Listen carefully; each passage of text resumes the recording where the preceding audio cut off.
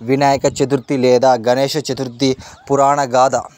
పురాణాల ప్రకారం ఒకరోజు శివుడు నివాసమైన కైలాసంలో గౌరికి దగ్గరగా కాలకేయులు, ఆప్తులు వంటి వారు ఎవరూ లేరు. ఆ సమయంలో విసుగు చెందిన పార్వతీదేవి స్నానం చేయాలనుకుంది. ఎవరైనా ఇంటి తలుపు వద్ద కూర్చుండబెట్టి స్నానానికి వెళ్ళాలని అనుకుంటుంది. కానీ ఎవరూ లేరని ఆమె బాధపడుతుంది. అప్పుడు ఆమె తన శరీరంలో అతుక్కుపోయిన పసుపు నుండి ఒక విగ్రహం తయారు చేసి దానికి ప్రాణం పోస్తుంది. ఈ విగ్రహం చూడగానే చాలా ఇష్టపడుతుంది. ఆ ఇష్టంతో ఆ విగ్రహమూర్తికి గణేష అని పేరు పెడుతుంది. ఆ తర్వాత ఆమె పరిస్థితిని గణేశునికి వివరిస్తుంది.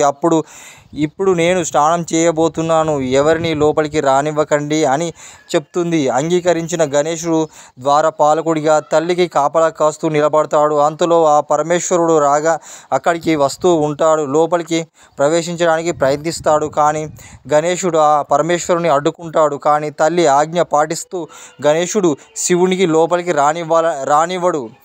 తల్లి అనుమతి ఉంటేనే నువ్వు లోపలికి రావాలి, ఎవరిదాకా ఇక్కడనే ఉండు అని శివుణ్ణి అంటాడు. శివుడు పార్వతీదేవిని పతిదేవుడు అనే విషయం గణేశుడికి తెలియదు. గణేశుడిని పార్వతీదేవి సృష్టించిందని శివునికి కూడా తెలియదు. ఈ కారణంగా ఇద్దరి మధ్యలో వాద వివాదాలు జరుగుతాయి. ప్రవేశం ద్వారం వద్ద తండ్రిని అడ్డుకున్న గణేశునిపై ఆ పరమశివుడు ఆవేశాలకు గురై అతని తలను నరికివేస్తాడు. బాలుడు ఆహాకారాలు వినగానే బాలుని ఆహాకారాలు విన్న పార్వతీదేవి పరుగున వచ్చి రక్తపు మడుగులో ఉన్న కుమారుని చూసి నిశ్చేష్టురాలైపోతుంది. భర్తతో వాదులాడి జరిగిన తప్పు తెలుసుకుంటాడు పరమేశ్వరుడు.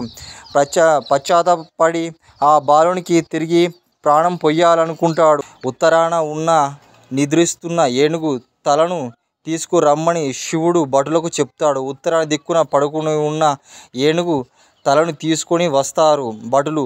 శివుడు ఆ తలను శిశువు మీద తలకు మొండానికి అతికించి తనకు తిరిగి ప్రాణం పోస్తాడు. ఇలా గణేశుడు మళ్ళీ జీవం పోసుకుని ఉంటాడు.